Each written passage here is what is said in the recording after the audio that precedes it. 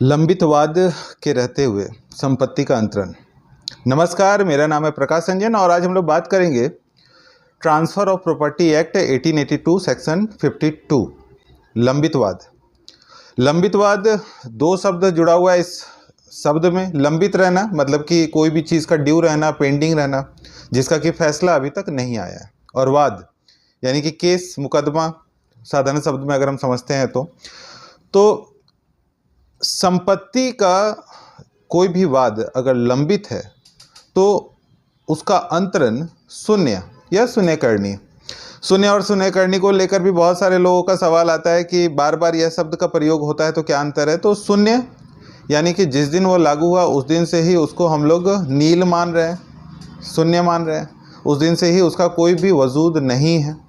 और शून्यकरणी यानी कि जिस दिन उसका समझौता हो, एग्रीमेंट हो, निबंधन हो, जो भी चीज़ हो, शादी हो, अगर उस दिन जिस दिन वो हुआ उस दिन तो वो वैलिड था, लेकिन बाद में चलकर पता चला कि वो गलत तरीके से हो गया तो बाद में वो शून्यकरणी हो जाता है। तो शून्य और शून्यकरणी का ये मतलब है। हम लोग पहले बात करेंगे कि क्या सेक्शन तो हम लोग बता दिए 52 है। अब सबसे पहला चीज़ कि अगर जो वाद है वो संपत्ति पर होना चाहिए। तो किस तरह का संपत्ति होना चाहिए? अचल संपत्ति, इनमूवेबल एसेट्स। चल संपत्ति में ये लागू नहीं होता है। मतलब कि जो भी ये वाद है लंबित, जो ये सेक्शन है वो अचल संपत्ति के लिए इसका प्रयोग किया जा रहा है। दूसरा कि सक्षम न्यायालय में पंजीकृत होना चाहिए। सक्षम न्यायालय मतलब कि ऐसे जगह पर केस चल रहा हो जिसको कि डिसीजन लेने का राइट्स हो।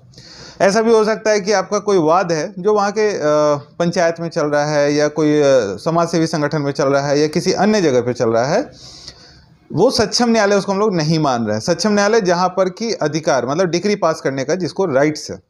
और पंजीकृत होना मतलब कि रजिस्टर्ड है। हम बहुत सारी जगह पे ऐसा भी हो सकता है कि हम आवेदन दिए हैं, हम वहाँ पर अपील किए हैं, लेकिन वो एक्सेप्ट नहीं हुआ है।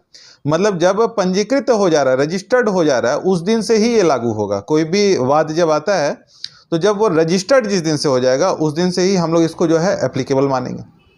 दूसरा कि जो पक्षकार है मतलब रिप्रेजेंटेटिव जो है उसका प्रत्यक्ष या विशिष्ट रूप से जुड़ा हुआ होना चाहिए। मान लेते हैं कोई ज़मीन है, कोई प्रॉपर्टी है जिसका वाद चल रहा है, लेकिन उस वाद में जो लोग इन्वॉल्व हैं उससे हट करके, मतलब या तो उस ज़मीन उसका ही है, घर उसका ही है, या जिसके संदर्भ में वो केस चल रहा है वैसा होना चाहिए। अगर उससे हट करके कोई केस है, कोई थर्ड व्यक्ति को लेकर केस है, तो उस पर वह लागू नहीं होगा।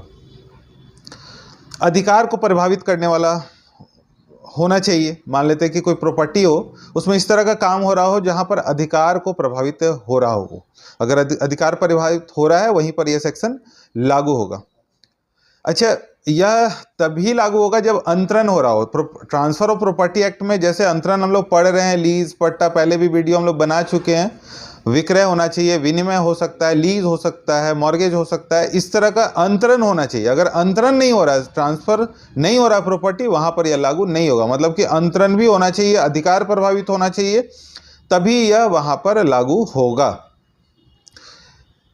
अच्छा, ऐसा भी है कि जो है हम लोग क्या बोलते हैं, दूर संबंधी वाद जो है, जैसे कि बड़े शहरों में ये देखने को ज़्यादा मिलता है कि योजनाबद्ध तरीके से कोई प्रॉपर्टी का खरीद बिक्री करते हैं। मतलब कि जैसे कोई प्रॉपर्टी मेरा है लेकिन कब्जा किसी और का है, थर्ड आदमी का कब्जा है।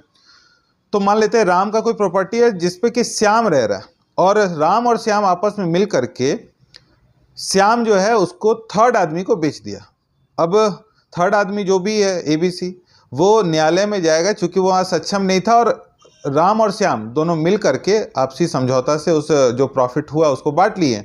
तो न्यायालय उसके लिए जो है ना, उसके लिए वाद ला सकता है, और उसको जो थर्ड व्यक्ति जो उस तरह की संपत्ति को खरीदा, चूंकि उसका कब्जा उसी का था, सेकंड व्यक्ति का था, तो उसके संदर्भ में डिग्री पास कर सकता है, उसको वो दे सकता है। अब हम लोग बात करते हैं कि किस तरह का वाद होना चाहिए। वाद का भी तो परिभाषा होगा कि किस तरह का वाद हो। तो सबसे पहला तो जो सबसे ज़्यादा हम लोग के पास वाद आता है वो आता है विभाजन के लिए वाद, बंटवारा के लिए। लेकिन बंटवारा में सक्षम न्यायालय बहुत जरूरी है कि पार्टीशन सूट हुआ है या सिर्फ आवेदन हम दे दिए हैं ब्लॉक में जाकर या कहीं और दे दिए, मतलब केस नहीं चल रहा, वाद नहीं है हमारा। अगर वाद है, पार्टीशन सूट हुआ है, वहाँ पर यह एप्लीकेबल होगा। लेकिन अगर पार्टीशन सूट नहीं हुआ है, इसके अलावा किसी अन्य विद्या से, कोई अन्य विधि से हम जो है समाज में धार्मिक, बहुत सारा का जो है धार्मिक गतिविधि भी रहता है, वहाँ पर भी हम बंटवारा के लिए दिए हैं, तो वहाँ पर सेक्शन 52 लागू नहीं होगा। जो सक्षम न्यायालय में अगर पार्टीशन सूट किया गया वहीं पर यह लागू होगा। बंधक पर वाद, मॉर्गेज एक बहुत बड़ा विषय वर्तमान में है, क्योंकि हम अपनी प्रॉपर्टी को, हम लोग मॉर्गेज पे पहले भी वीडियो बना चुके हैं डिटेल में। अब हम अपना जो प्रॉपर्टी है उसको कहीं पर मॉर्गेज कर दिए। खासकर आज के डेट में बैंक के पास सबसे ज़्यादा रहता है कि बैंक के पास हम मॉर्गेज कर दिए उसको। तो अगर बैंक के पास मॉर्गेज कर दिए या कोई इस तरह का सक्षम कोई जगह पर हम मॉर्गेज करके वहाँ से पैसा हम ले लिए हैं, लेकिन त्रुटिपूर्ण कुछ कारण से ऐसा भी हो सकता है हम पैसा दे दिए लेकिन वो हमको बंधक नहीं लौटा रहे हैं, किसी भी तरह का डिस्प्यूट हो रहा है, जो डिस्प्यूट जो है कोर्ट में पहुंच गया है, न्यायालय में आ गया है, वहां पे उसका वाद चल रहा है, ऐसी परिस्थिति में उस प्रॉपर्टी को भी हम लोग को खरीद बिक्री नहीं करना है।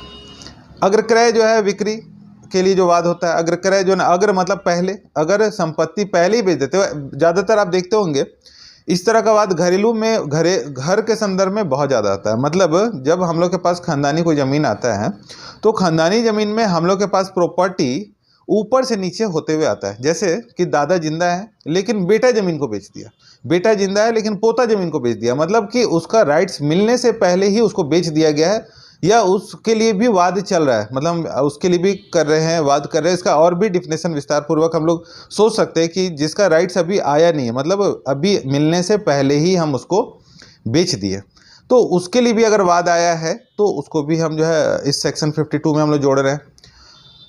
हम लोग सूखा अधिकार के लिए बात करते हैं। सूखा अधिकार वही चीज़ है कि मेरा प्रॉपर्टी है, ये ऐसा ज़मीन में आपको बहुत जगह देखने को मिलेगा कि प्रॉपर्टी मेरा था और हम क्या किए कि बहुत साल से कोई और आदमी उसका यूज़ कर रहा है, मतलब सिर्फ यूज़र है वो, और वो व्यक्ति चूंकि उसका कब्जे में है, पोजीशन में है, तो वो ज़मीन को क्या कर रहा है, रसीद भी कट गया है मान लेते हैं, वो क्या कर रहा है कि उस ज़मीन को बेच दे रहा है। सूखा अधिकार मतलब उसको अधिकार पूर्ण नहीं है लेकिन उस अधिकार को भी वो बेच रहा है या बेचने जा रहा है, तो उसका भी बहुत ज़्यादा, खासकर कब्जे को लेकर इसका सूखा अधिकार का वाद बहुत ज़्यादा चलता है। तो अगर कहीं पर इस तरह का वाद चल रहा है तो उस प्रॉपर्टी का भी खरीद बिक्री अगर होता है तो सेक्शन 52 में उसको हम लोग जीरो, लेकिन बार बार ये शब्द हम लोग बोल रहे हैं कि सक्षम न्यायालय में रजिस्टर्ड होना चाहिए। मतलब अगर हम न्यायालय में केस हमारा चल रहा, वाद है, तभी ये एप्लीकेबल होगा। अगर वाद नहीं चल रहा है, हमें आवेदन कहीं दिए हैं, हम कहीं पर दरख्वास्त किए हैं समाज में, पंचायत में, या कहीं भी आवेदन दिए हैं,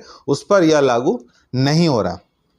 अच्छा, हिंदू में हिंदू भरण पोषण की अगर हम बात करें तो न्यायालय द्वारा भरण पोषण में खासकर घर की महिलाओं को भरण पोषण के लिए ज़मीन का प्रयोग, घर का प्रयोग दिया जाता है। मतलब कि अधिभोगी उस समय का उपभोगी वही है, वो उस ज़मीन का या उस घर का उपभोगी वही है।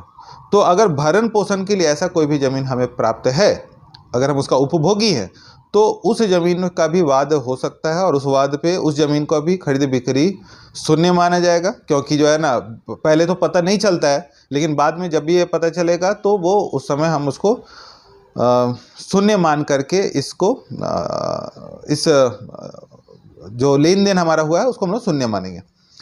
अगर कोई भी इस तरह का काम हो रहा हो जहाँ पर कि न्यायालय द्वारा फैसला किया गया हो, न्यायालय, मान लेते कोई वाद आ रहा है जहाँ पे न्यायालय द्वारा जो है फैसला हुआ हो या उसका बिक्री किया गया हो, उसका हम लोग देखते हैं कि जो खतियान का वीडियो हम लोग पहले डाले हैं, तो खतियान का जो नेचर, उसमें बहुत सारे लोग जो सरकारी ज़मीन है, जो गैर मजदूरा ज़मीन है या खास महल की ज़मीन है, जो खतियान मतलब रैयत से हट करके जो डायरेक्ट ज़मीन हमारा है उसको छोड़ करके, जो जिसका डायरेक्ट किसान थे उसको छोड़ करके कोई भी ज़मीन का खरीद बिक्री अगर हो रहा है तो सरकार को उसको बेचने का, ट्रांसफ़र करने का राइट्स होता है। तो इस 52 सेक्शन में स्पष्ट रूप से लंबित वाद जो कि सक्षम न्यायालय में पंजीकृत है उस पर रोक लगाती है। और अगर ऐसा कोई अंतरण होता है, संपत्ति का अंतरण होता है, अधिकार का जो है अधिकार अगर कहीं पर छिन रहा है, तो उसको हम लोग जो है जीरो मानेंगे। वीडियो आपकी जानकारी के लिए बनाया जा रहा है, इसलिए इसे लाइक सब्सक्राइब जरूर करें। कमेंट पे अपना सवाल पूछ सकते हैं। बहुत बहुत धन्यवाद।